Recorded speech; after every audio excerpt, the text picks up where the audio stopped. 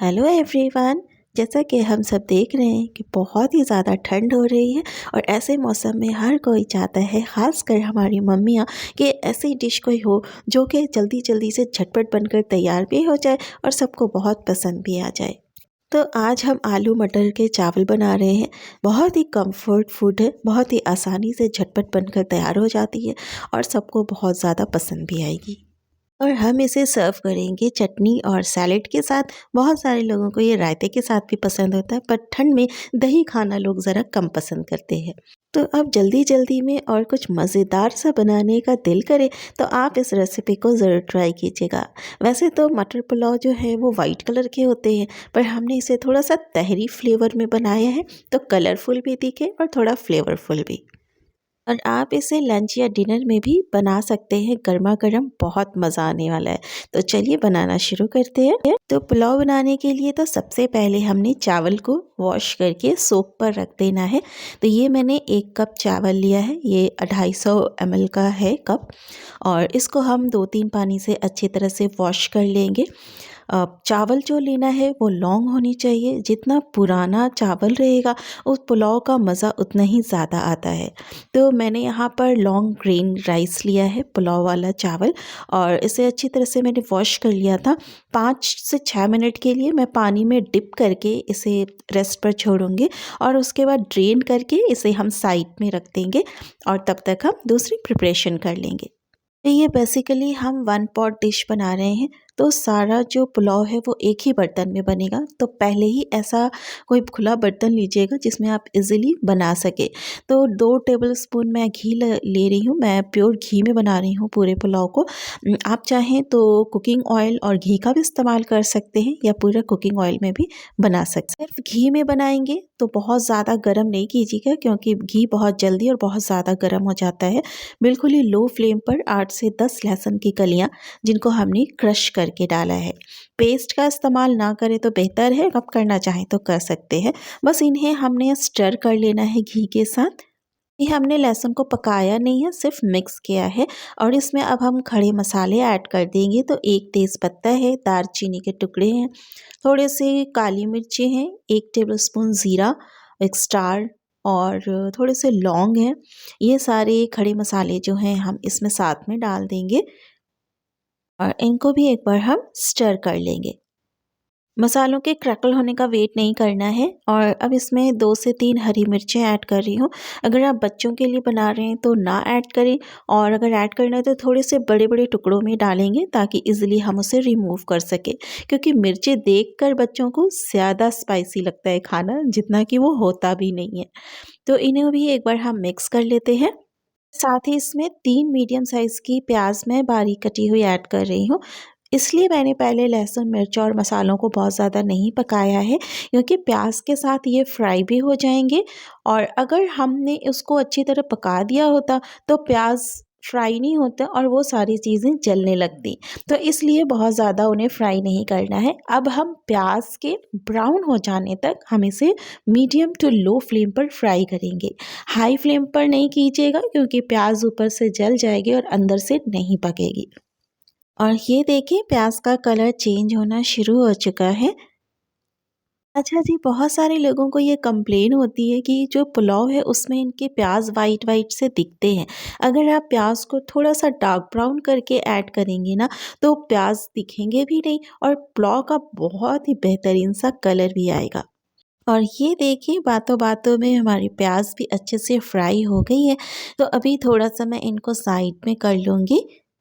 साथ ही में cube cut टमाटर भी ऐड कर देंगे, ताकि प्याज के साथ टमाटर भी थोड़ा सा फ्राई हो जाए। टमाटर को अगर अच्छी तरह से गलाकर पुलाव में डाला जाए ना, तो ये दिखते भी नहीं है और इनका फ्लेवर भी बहुत ज़बरदस्त आता है। यहीं पर मैं 1.5 से 2 टीस्पून नमक ऐड कर दूंगी।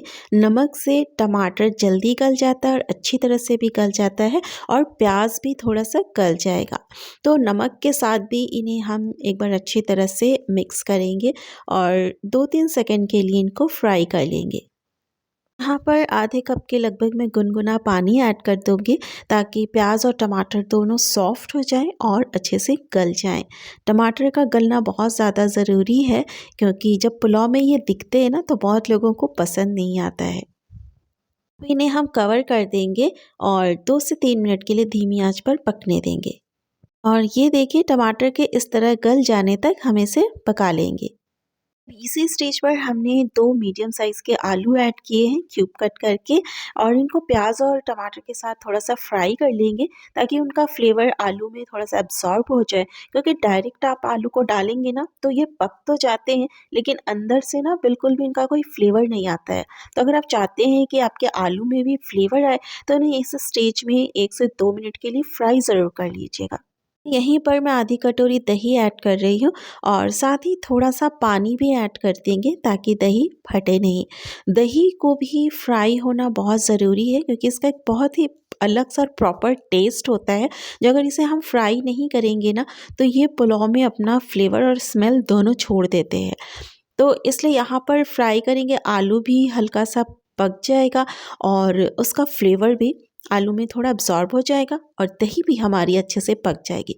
तो यहाँ पर सारा काम हमारा एट अ टाइम हो जाएगा। अब इस स्टेज पर मैंने 1 टीस्पून लाल मिर्चों का पाउडर और 1 टीस्पून कश्मीरी लाल मिर्चों का पाउडर, हमने इसमें सारे गरम खड़े मसाले ऐड कर दिए हैं और उसके अलावा सिर्फ हमने कोई मसाले ऐड नहीं करना है। सिर्फ हमने नमक और ये लाल मिर्चें ऐड की हैं। अगर आप स्किप करना चाहें तो आप स्किप कर सकते हैं बट इससे फ्लेवर अच्छा आता है इसलिए मैं ऐड कर रही हूँ। और एक चीज़ का ध्यान रहे कि आलू हमने प्रॉपर पूरा 100% कुक नहीं करना है। हमारा इंटेंशन यहाँ पर सिर्फ दही को अच्छी तरह से भूनना है। तो यहाँ पर फ्लेम मैंने मीडियम टू हाई कर दिया है ताकि इसे हम भून लें और आलू भी हमारा अच्छी तरह से कुक ना हो। भी ना बहुत ही अच्छी सी खुशबू आपके पूरे घर में फैलनी शुरू हो जाएगी। हर कोई आकर ज़रूर देखेगा एक बार कि आज ऐसा क्या बन रहा है जो पूरा घर खुशबूदार हो रहा है। ये देखें तेल छोड़ दिया है, बहुत अच्छी तरह से फ्राई होकर तैयार है और चावल भी हमारा अच्छी तरह से सोक हो चुका है। देखें बिल्कुल साफ़ सुथरे हो चुके हैं। तो चावल भी ऊपर से ऐड कर देंगे और यहाँ पर हमने बिल्कुल भी इसे स्टर नहीं करना है, नहीं तो चावल टूटने शुरू हो जाएंगे। यहीं पर हमने पानी ऐड कर देना है। तो जिस कप से मैंने चावल लिया था उसी कप से मैं 3 कप पानी यहाँ पर ऐड कर रही हूँ और ध्यान रहे मैं गुनगुने पानी का इस्तेमाल कर रही हूँ।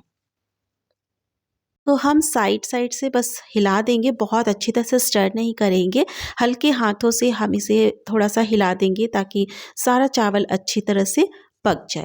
अब यहाँ पर हम मटर ऐड कर देंगे, तो 150 से 200 ग्राम के लगभग ये मटर है। अभी बाज़ार में बड़े अच्छे-अच्छे ताज़े-ताज़े हरे-हरे मीठे-मीठे से मटर आ रहे हैं, तो मटर पुलाव बनाना तो बनता है।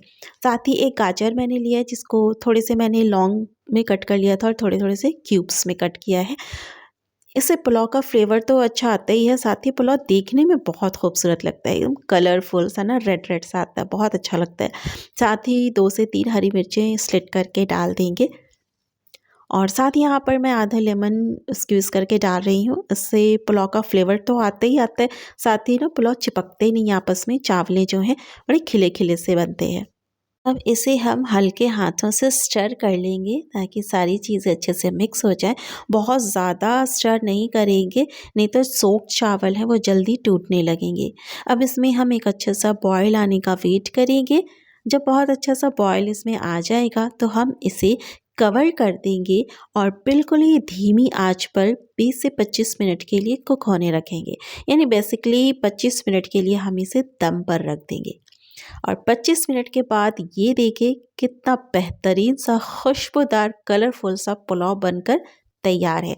तो अभी यहाँ पर मैं इसे बहुत ज़्यादा स्टर नहीं करेंगी क्योंकि अभी चावल गीले हैं ना और बहुत ज़्यादा गर्म है तो ये टूट जाएंगे। बस साइड साइड से मैं हल्का सा इनको हटा दे रही हूँ ताकि जो अंदर जो बहुत ज़्यादा स्टीम है वो निकल जाए कि चावल अभी गर्म है ना, तो ये जब तक चावल गर्म होता है वो कुक होता रहता है।